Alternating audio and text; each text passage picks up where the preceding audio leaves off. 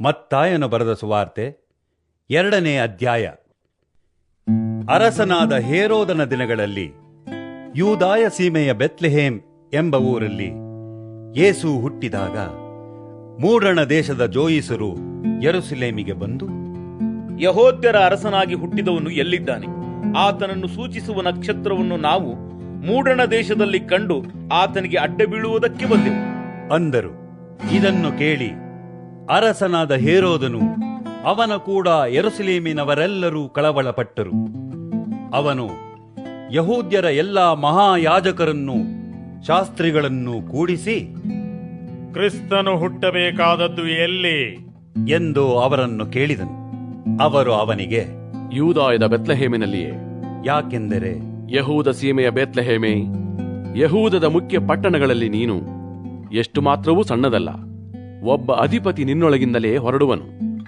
ಆತನು ನನ್ನ ಪ್ರಜೆಯಾದ ಇಸ್ರಾಯೇಲನ್ನು ಆಳತಕ್ಕವನು ಎಂಬುದಾಗಿ ಪ್ರವಾದಿಯ ಮುಖಾಂತರ ಬರೆದಿದೆ ಎಂದು ಹೇಳಿದರು.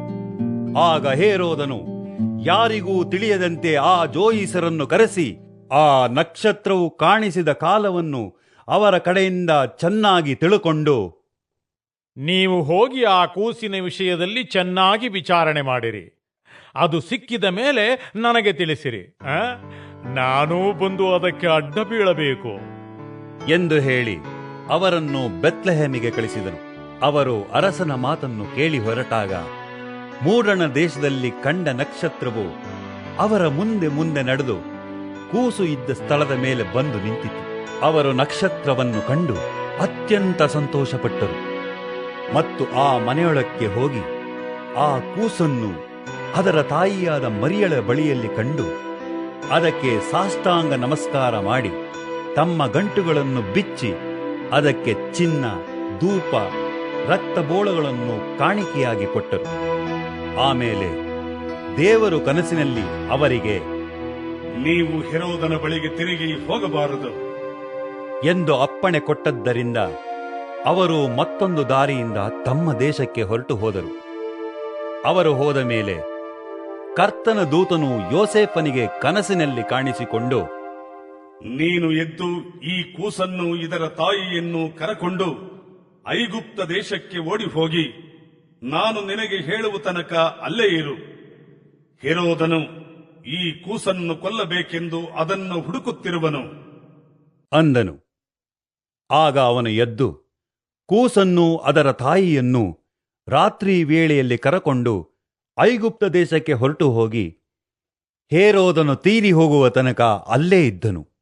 ಇದರಿಂದ ನನ್ನ ಮಗನನ್ನು ಐಗುಪ್ತ ದೇಶದೊಳಗಿಂದ ಕರೆದೆನು ಎಂದು ಕರ್ತನು ಪ್ರವಾದಿಯ ಮುಖಾಂತರ ಹೇಳಿದ ಮಾತು ನೆರವೇರಿತು.